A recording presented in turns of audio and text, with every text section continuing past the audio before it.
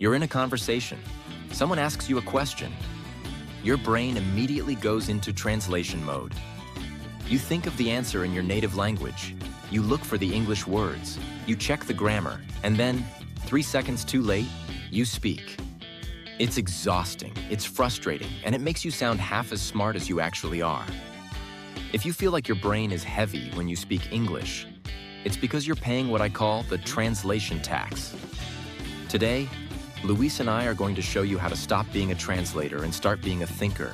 We're going to give you a 3-step neurological system to switch your brain's operating system to English. Crucial note, to actually rewire your brain, you need to follow the drills we're discussing.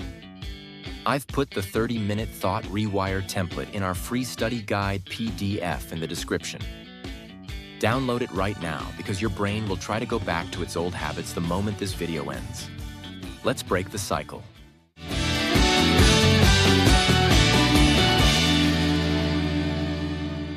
Luis, let's be real for a second.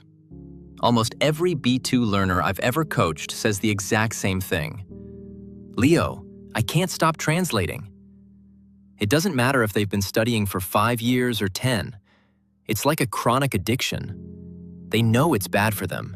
They know it makes them sound slow, but their brain does it automatically. It feels like a reflex. Why is it so incredibly hard to just stop? Is our brain wired to be lazy in a second language? It's actually more than just being lazy, Leo. It's a survival mechanism. Neurologically, we call it the comfort zone reflex. Think about your brain like a computer.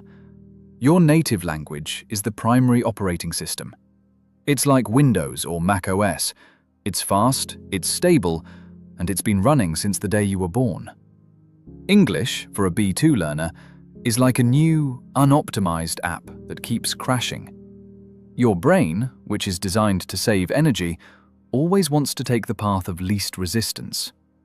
Translating feels safer because your native language is where your logic lives. You feel in control of the meaning, even if the speed is terrible. That's a trap though, isn't it? Because that safety is actually an illusion. When we translate, we think we are being precise, but we're actually choosing security over fluency. It's like a person who refuses to let go of the wall in a swimming pool. They feel safe, but they'll never actually swim across. But I want to talk about the physical feeling of this. B2 learners often tell me they feel a headache or a deep mental exhaustion after a 20-minute meeting in English. Is that the translation tax in action? Absolutely. That exhaustion is what we call cognitive overload. When you translate, your brain is doing double the work. It's trying to process the reality of the conversation, the social cues, the business data, the other person's tone, and it's trying to manage the mechanics of 2 different languages at the same time. You're essentially running 2 heavy programs on a computer that only has the RAM for 1. This is why you feel drained. You aren't tired of English. You're tired of the back and forth travel between the 2 linguistic centers in your brain. I love that term, the translation tax. I always tell my students it's like you're paying a 50% fee on your own intelligence. You have a 100% interesting, sophisticated thought in your head, but because of the tax, only 50% of it comes out of your mouth, and it arrives 5 seconds too late. You end up sounding like a simpler, less intelligent version of yourself just because of that linguistic delay. That's exactly what it is. And here is where I want to start a real debate with the traditional education world. Most schools tell students, if you are struggling to speak, you need more vocabulary. But I argue that for a B2 learner, more vocabulary can actually make the translation tax worse. Think about it. If you have 5 different words for important in your head, your translation engine now has to spend more time deciding which one to pick while it translates from your native language. You're adding more traffic to an already congested road. Wait, that's a controversial point, Luis. Are you saying that learning more words can actually slow us down? That sounds almost counterintuitive for someone trying to reach C1. It slows you down if your primary system is still translation. If you have 10,000 words, but you have to access all of them, the lag increases. The real solution isn't adding more files to the computer, it's changing the operating system. You have to stop treating English as a guest account that you only open during class, and start making it a secondary, independent operating system that has its own direct access to your thoughts. I see your point. It's like building a direct highway instead of taking the slow, winding country roads through your native language. But Luis, let me play the devil's advocate here. Many people believe that truly thinking in English is a myth for adults. They think that unless you moved to London or New York when you were 5 years old, you will always be a translator. Is it actually possible for a 30 or 40-year-old brain to create those direct neural pathways?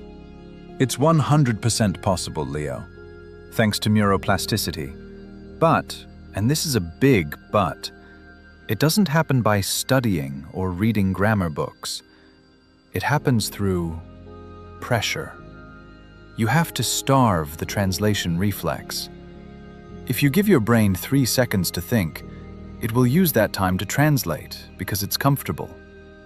But if you put your brain in a situation where it only has half a second to respond, it is forced to bypass the translation center to survive. It's like a person who is forced to speak because someone is about to walk away. Suddenly, the English just comes out. That makes so much sense. It's exactly like training a muscle. If you always use a crane to lift a heavy weight, your own muscles will never grow. In this case, translation is the crane. We think it's helping us, but it's actually keeping our English brain weak because it never has to do the heavy lifting itself. We need to get rid of the crane if we want to build real, independent strength. Precisely. You have to create an environment where translation is no longer an option. And most B2 learners are too kind to themselves. They allow themselves the time to translate. To reach the next level, you have to become uncomfortable. You have to embrace the messiness of thinking directly in English. Embrace the messiness. I love that. Because when you stop translating, you will make more mistakes at first, right? But those are healthy mistakes because they are happening in English, not in translation. Exactly. I'd rather have a student make a fast mistake in direct English than give a perfect answer after 10 seconds of translation lag. One is a speaker, the other is still just a student. This is a perfect place to stop and reflect. We've identified the enemy, the translation tax, and the crane.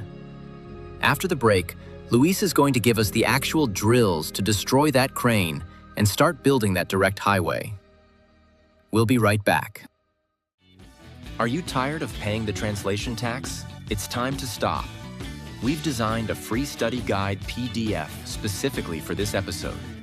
It includes the Micro-Immersion checklist and the question-response drill that Luis is about to explain.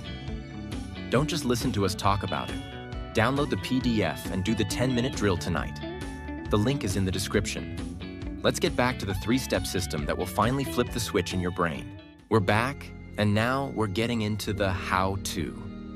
Luis, we've established that translation is the enemy. It's that crane keeping our English muscles weak. You mentioned a 3-step system to starve that translation reflex and force the brain into direct English.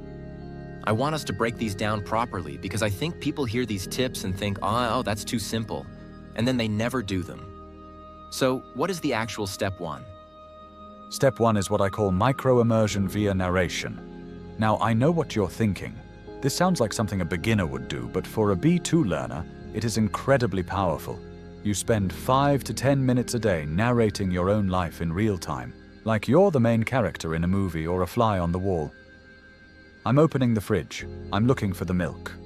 Oh, we're out of milk. I should probably add that to the grocery list. Luis, let's be honest. I've suggested this to students before, and their first reaction is always, Leo, I live with my partner, or I'm in my office. I'm going to look like a crazy person talking to the milk carton. Does it really work well enough to justify feeling that ridiculous? It feels 100% ridiculous, Leo, I agree. But here is the neurological reason why it's non-negotiable. You are connecting physical, sensory actions directly to English sounds, completely bypassing your native language. When you see the milk and you say milk instantly, you aren't translating the object. You are creating a direct link in your brain between the visual stimulus and the English word. You're building a bridge that doesn't have a toll booth in Spain or Mexico. You're teaching your brain that English is a tool for reality, not just for English class. That's a great point. It's about building that direct highway. If I do it while I'm doing chores, my brain is too busy with the dishes or the cooking to spend energy on complex translation. Okay, narration is the warm-up, but I know step 2 is where the real speed training happens. What's the next level? Step 2 is the question-response blitz. This is the speed versus accuracy battle. You need a list of 20 to 30 very simple questions. Things like, what's your favorite color? What did you do yesterday? Do you prefer tea or coffee? And you have to answer them with a 2-second timer. No thinking, no grammar checking, no, is this the right tense?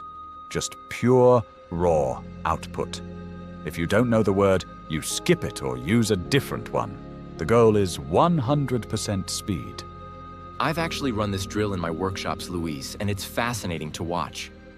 At first, you see the students panic. Their eyes go up, they start looking for the translation, and then beep, the timer goes off. But after about 5 or 10 minutes of this blitz, something flips in their brain. They realize, oh, I don't have time to go to the Spanish dictionary in my head. I have to just fire the English words I already have. It's like their brain finally gives up on being perfect and starts being functional. Precisely. You're forcing the guest account to take over the keyboard because the primary OS is too slow to meet the deadline. It trains your brain to trust your passive vocabulary. All those words you know, but never use because you're too busy translating. But Leo, as good as that is, it only works for short bursts. To handle a long conversation at C1 level, you need step 3. And this one is the most intense. I'm guessing you're talking about shadowing with pressure. Now, we talked about shadowing in a previous episode, but you have a specific twist for thinking in English, don't you? I do. Most people shadow by listening to a sentence, pausing, and then repeating. That's okay for beginners. But to stop translating, you have to do simultaneous shadowing.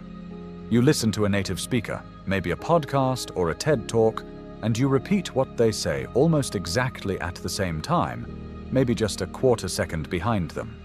You are stalking their voice in real time. That sounds exhausting. Why is the simultaneous part so critical for the thinking part of the brain? Because if you wait for the speaker to finish the sentence, your brain has a gap. In that gap, your brain will subconsciously translate what it just heard to make sense of it.